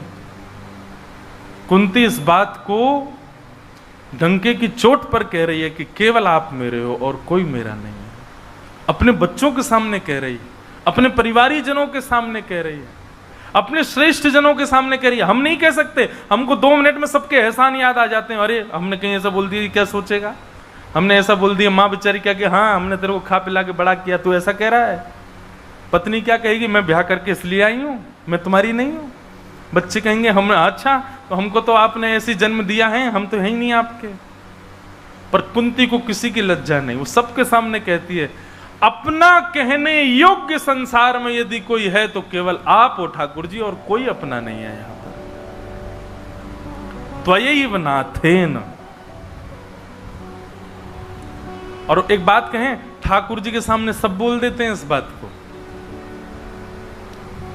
कहना है तो हर संबंध में इस बात को कह के दिखाओ, मेरे तो केवल ठाकुर जी।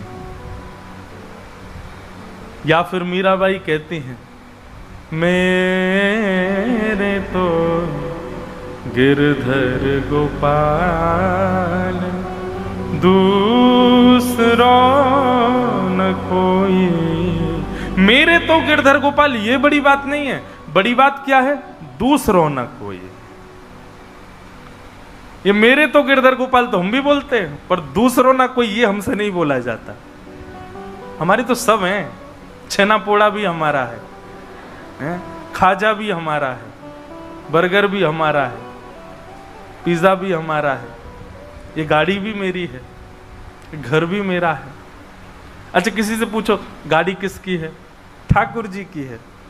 छोड़ जाओ बेटा जगन्नाथपुरी खड़ी कर आओ उसको, ठाकुर जी की है। अरे भैया ऐसे क्यों कह रहे हो, हम लोग कितने नाटकबाज है, वास्तव में हमसे बड़ा नाटकबाज नहीं संसार में कोई। कैसी कैसी बात करते हैं लोग। कभी कभी मेरे मन में एक बात आती है, लोगों से पूछो कोई श्रेष्ठ काम वो कर दे, उससे पूछो अरे भैया तुम, अरे सब जगन्नाथ जी की कृपा, उन्होंने ही करवाया, मेरी कहां सामर्थ्य, तो जाओ नाम कर आओ उन्हीं के। वो नहीं कर पाऊंगा मैं, नाम तो मेरी ही रहेगी। ठाकुर जी भी इसीलिए हमेशा सारे मंदिरों में ठाकुर जी प्रसन्न मुद्रा में ही खड़े हैं। वो हमको देख के हंसते हैं, आ गया नाटकबाज। अभी आके रोएगा, अभी आके बोलेगा सब आपका नाथ, तेरा तुझको अर्पण क्या लागे, मेरा ला खींच लूं सब में, अभी कुछ नहीं।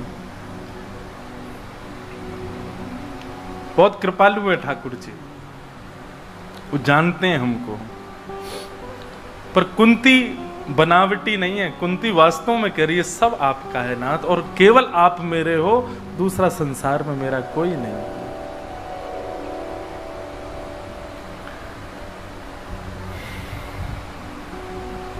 कुंती की स्तुति अद्भुत है। अगर केवल 3-4 दिन का प्रसंग हो ना, केवल कुंती स्तुति कही जाए, इतनी सुंदर है कुंती की स्तुति। कुंती की बात सुनकर के भगवान प्रसन्न हो गए। भगवान की प्रसन्नता देख करके कुंती कहती है आप प्रसन्न लग रहे हो भगवान। भगवान बोले हाँ बुआ बहुत प्रसन्न हूं, कुछ मांग लूं आपसे प्रसन्न हो। प्रसन्नता में अगर कुछ भी मांगो तो दे देता है व्यक्ति। बुआ बोले मांग ना, ठाकुर जी बोले मांग जल्दी मांग, क्या चाहिए। सब लोग आगे आओ, आप दो पीछे से कह दो कि महाराज जी आप इशारा कर दो, हम बुला लेंगे, आ जाओ आ जाओ, सब आगे आओ और आगे आ जाओ।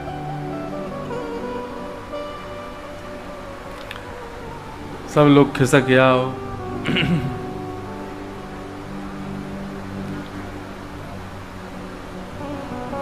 आप बड़े प्रसन्न हैं आज, आपसे कुछ मांग लूं। भगवान बोले मांगो ना बुआ, तुरंत मांगो, क्या चाहिए तुमको?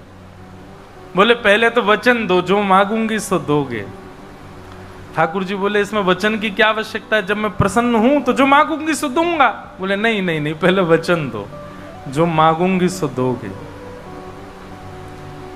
भगवान ने वचन दिया, जो मांगोगी सो दूंगा बुआ, अब मांगो, क्या चाहिए? याद रहे, मुकर मत जाना, मैंने जो मांगना है वो देना पड़ेगा आपको। ब्रह्मा जी कांपने लगे आकाश में, बोले मेरी पदवी मांगेगी कुंती बुआ।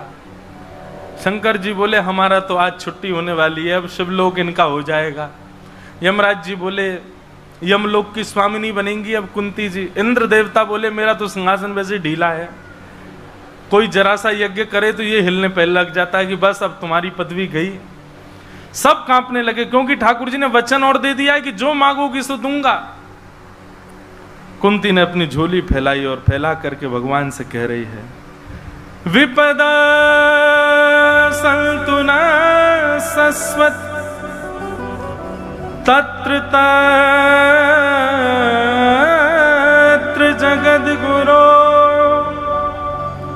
भवतो दर्शनम यत्स्यात् अपुनः भव दर्शनम।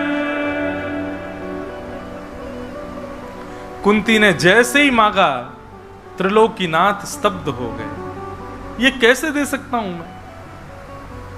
कुंती कहती है संसार में जितनी भी विपत्तियां हैं, जितने भी कष्ट हैं, जितने भी दुख हैं, सब इस कुंती के जीवन में आ जाएं, ऐसी कृपा कर दो नाथ। मैं बहुत दुखी हो जाऊं, मैं इतनी कष्ट में आ जाऊं कि मेरे जीवन में एक क्षण के लिए भी सुख ना रहे, मैं बस कष्ट में व्याकुल में पड़ी रहूं। ठाकुर जी बोले बुआ क्या मांग रही हो आप? कोई कष्ट कैसे मांग सकता है? और वो भी वह व्यक्ति जिसने जीवन में कभी सुख नहीं देखा। महाभारत में 3 क ऐसे हैं, क शब्द से नाम शुरू होता है उनका। 3 क शब्द से प्रारंभ होने वाले व्यक्ति ऐसे हैं जिनके जीवन में बिल्कुल सुख नहीं है। यदि अपना दुख कभी बहुत ज्यादा लग रहा हो तो इन 3 क को उठा करके देख लीजिएगा। पहली कुंती, दूसरा कर्ण और तीसरा श्री कृष्ण। अगर आपको अपने कष्ट बहुत ज्यादा लगते हैं तो कभी ठाकुर जी का जीवन चरित्र भी पढ़िए। जन्म कहां हुआ? जहां बंधी बांधे जाते हैं, जेल। जन्म लेते ही माता पिता को त्याग दिया, और जिन माता पिता से संबंध बनाया, जिन ब्रजवासियों से प्रेम किया, 11 वर्ष में उनको छोड़ दिया। और उनके बाद वास्तविक परिवार के पास गए जिसको वो स्वीकार ही नहीं कर पा रहे थे, और जैसे तैसे उस परिवार के प्रति भी प्रेम प्रकट हुआ, मथुरा पर चढ़ाई हो गई। और इतने बीच में भी मथुरा कंस वध के बाद और मथुरा में चैन से रहने तक के बीच में भी भगवान सांदीपनि गुरुकुल पढ़ने गए थे। बेचारे आकर के मथुरा में बैठे ही थे, सांस ले रहे थे कि अब थोड़ा आराम करेंगे, तो पता चला कि जरासंध ने युद्ध कर दिया, छेड़ दिया। 17 बार जरासंध को हराया। 18वीं बार जरासंध ब्राह्मणों की सेना लेकर के आ गया, जिसको भगवान मार ही नहीं सकते। भगवान कह रहे हैं भाई ब्राह्मण गौ संत सेवा, इनकी तो ये तो मेरी सेवा के अधिकार, इनको कैसे मारूं मैं? वहां जरासंध से युद्ध करने के लिए ठाकुर जी चिंता कर रहे हैं, अब क्या करूं? तभी पता चला मथुरा पर काल यवन ने चढ़ाई कर दी। 2 राक्षसों ने एक साथ चढ़ाई कर दी। तब भगवान रण छोड़ करके भागे। पूरी दुनिया ने उस समय पर ठाकुर जी नाम किया, रण छोड़ कह करके पुकारा। बीच समुद्र में जाकर के रहने लगे, भाग दौड़ करते हुए, और सांस भी नहीं ले पा रहे। 16,108 ब्याह किए, लोगों के तानों के बीच में रहते। महाभारत युद्ध छिड़ गया। महाभारत युद्ध के लिए लड़ने के लिए यहां पांडवों की सहायता के लिए आए, और उसमें भी बर्बरीक जी ने जब ये बात कह दी कि महाभारत युद्ध के सबसे बड़े योद्धा तो श्री कृष्ण हैं, तो जिन पांडवों के लिए भगवान एक पैर से खड़े रहे वही पांडव हंसने लगे। वो बर्बरीक जी से कहते हैं आप किसको योद्धा बता रहे हो जिसने शस्त्र भी नहीं उठाया हाथ में? ठाकुर जी की सत्ता पर कितना संशय किया गया हमेशा। राजसूय यज्ञ में अग्र पूजा भगवान श्री कृष्ण की हो, यह बात सुनते ही शिशुपाल ने गालियां देना शुरू कर दिया भरी सभा में। और वो छोटी मोटी सभा नहीं थी, तीनों लोक के महास्वामी बैठे हैं, तीनों लोक के देवी देवता बैठे हैं, उनके बीच में गाली देना शुरू किया। हमको कोई 4 लोगों के बीच में गलत कहते हम सह पाते हैं? ठाकुर जी सहते रहे। महाभारत युद्ध पूर्ण हो गया, सब हो गया, वापस लौट करके गए। भगवान के ऊपर एक सामान्य सी मणि चुराने का आरोप भी लगा भगवान श्री कृष्ण के ऊपर, और वो आरोप फिर द्वारिका के लोगों से छूट गया। भगवान की स्वयं की पत्नी सत्यभामा को संशय हो गया कि हां, मुझे भी लगता है कि द्वारिकाधीश ने छुपाई है।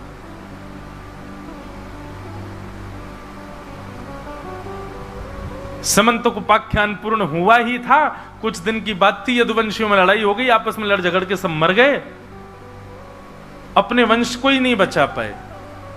एक वृक्ष के नीचे बेचारे केवल बैठे थे, अपनी पूरी लीला का चिंतन कर रहे थे, तभी एक बेलिया ने उनके पैर में भी बाण मार दिया। ऐसा जीवन जी पाएंगे हम? लेकिन श्री कृष्ण कभी अपने जीवन में आई हुई परिस्थितियों से विचलित नहीं हुए, प्रसन्न ही रहे, प्रसन्न भाव में ही रहे। ऐसी दूसरी का है महाभारत में कुंती। कुंती के जीवन में भी बहुत कष्ट है। राशि एक ही है ना, कष्ट और कृष्ण, कष्ट और कुंती, कष्ट और कर्ण। कर्ण का भी वही हाल है। तो कभी अपने दुख बहुत ज्यादा लगते हो, कुंती का चरित्र देखिएगा, कभी अपने कष्ट बहुत ज्यादा लगते हो। आपको पता है भगवान कृष्ण को इतना सुन लिया हमने, इसलिए हमको लगता है कि सामान्य है, पर कभी प्रैक्टिकली सोच करके देखो, आप सह पाओगे उस चीज को जो भगवान श्री कृष्ण ने सही है। और तीसरा है कर्ण। कर्ण ने भी बहुत कष्ट सहा अपने जीवन में। हर व्यक्ति के जीवन में 5 अग्नि आती हैं, ध्यान से सुनिएगा। उसके जन्म से लेकर के और उसकी मृत्यु पर्यंत 5 अग्नियां उसके जीवन में आती हैं। पंच अग्नि, पंच अग्नि मतलब 5 बार ऐसा समय आएगा वो व्यक्ति टूटने से भी ज्यादा बुरी स्थिति में आ जाएगा। और उन 5 अग्नियों में कोई जल उसको शीतलता नहीं दे सकता, केवल और केवल कृष्ण नाम के अलावा। केवल कृष्ण नाम रूपी फव्वारा चल रहा होगा तो ही वो 5 अग्नियों में शांत हो पाएगा। ऐसी स्थिति जीवन में आएगी, ऐसी परिस्थिति आएगी, चाहे वो तन की आवे, चाहे मन की आवे, चाहे धन की आवे, किसी भी रूप में 5 बार जरूर आएगा उसके जीवन में ऐसा समय कि वो विचलित हो जाएगा। कई लोगों का तो जन्म लेते ही आ जाता है।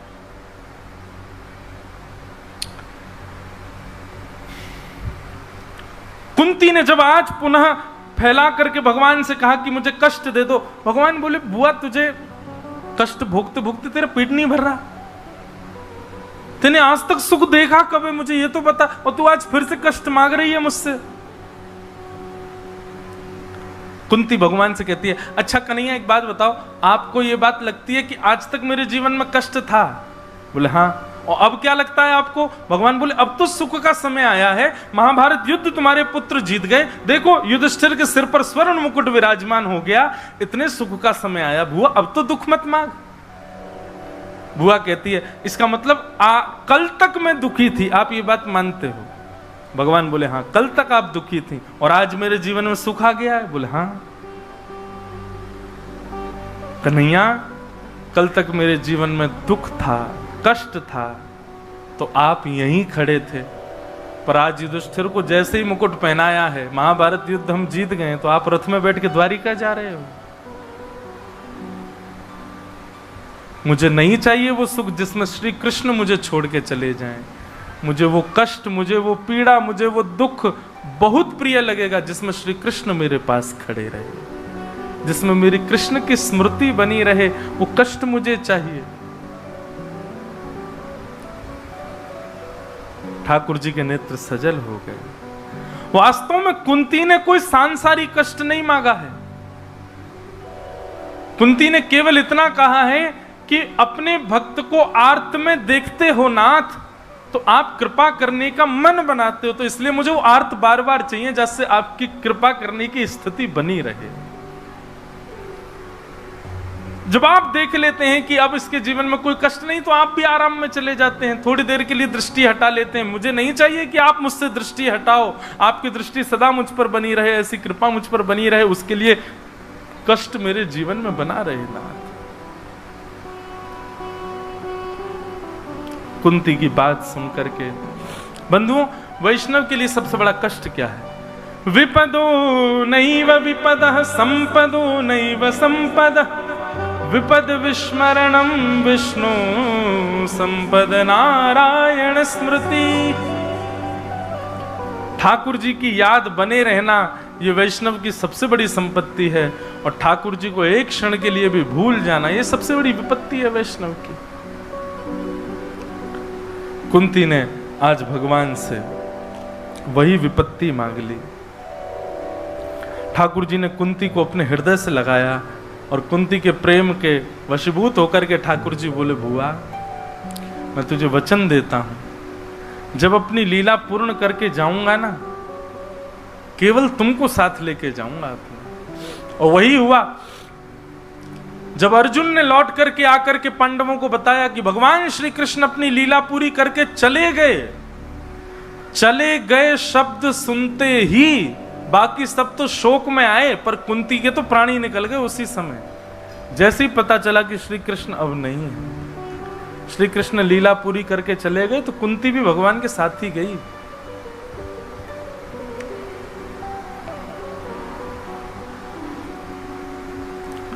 कुंती ने भगवान की स्तुति गाई, भगवान ने सबको आश्वासन दिया। अब दूसरी बार भगवान रथ में आरूढ़ हुए द्वारिका निकलने के लिए। जैसे ही रथ में बैठ करके जाने लगे, युधिष्ठिर जी रोने लग गए। अब भगवान से कहने लगे, बालद्विज सुहन मित्र पितृ भातृ गुरुद्वः नमेश्यान निरयान मोक्षो यापि वर्षायुतायुतैः। मैंने बहुत सारे बालकों को अनाथ कर दिया, बहुत सारी माताओं को विधवा कर दिया, अपनों को मार दिया, मुझे नरक जाने से कोई नहीं रोक पाएगा। ऐसी व्याकुलता युधिष्ठिर जी की देख करके भगवान बोले, अब इसको समझाए बिना कैसे जाऊं मैं यहां से, और इसको समझाने का मेरा बिल्कुल मन नहीं कर रहा है। क्यों? पूरी गीता सुनानी पड़ेगी दोबारा से। जैसे अर्जुन की स्थिति हुई थी, वही स्थिति युधिष्ठिर की हुई, बस अर्जुन की युद्ध से पहले हुई, इनकी युद्ध के बाद हुई। अर्जुन को भी यही लग रहा था मैं इनको कैसे मारूं, इसको भी यही लग रहा है कि मैंने उनको क्यों मार दिया।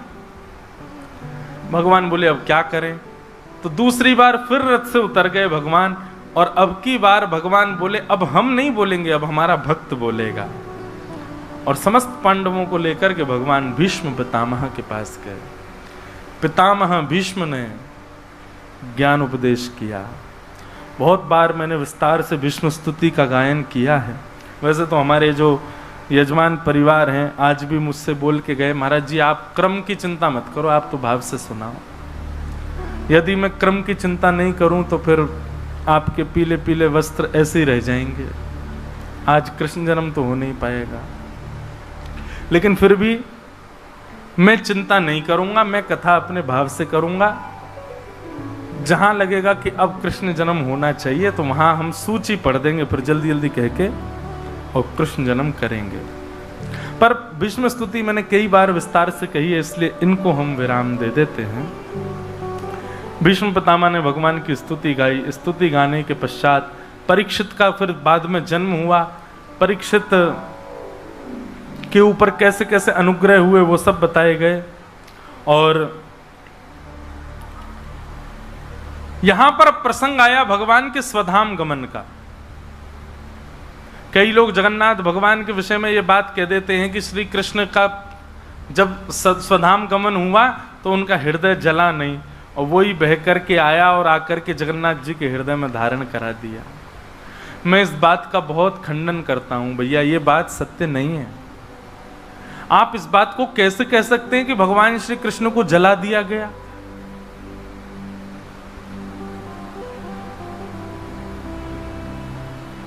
जन्माद्यस्य यतोऽन्वयाद् इतरतश्चार्थेष विज्ञस्वराट् तेने ब्रह्म हृदय आदि कवये मुह्यन्ति यत् सूरयः।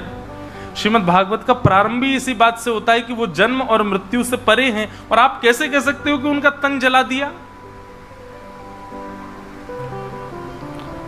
अब किसी ने मुझसे प्रश्न किया कि आपको इस बात पर संशय है कि जगन्नाथ जी के अंदर कृष्ण का हृदय नहीं? मैंने कहा बिल्कुल नहीं है, लेकिन केवल जगन्नाथ जी के हृदय में ठाकुर जी का हृदय, इस बात पर मुझे, राधारमण जी में भी वही हृदय है, बिहारी जी में भी वही हृदय है। और भाई इस बात पर प्रश्न ही क्यों उठ रहा है कि जगन्नाथ जी में उनका हृदय रखा है?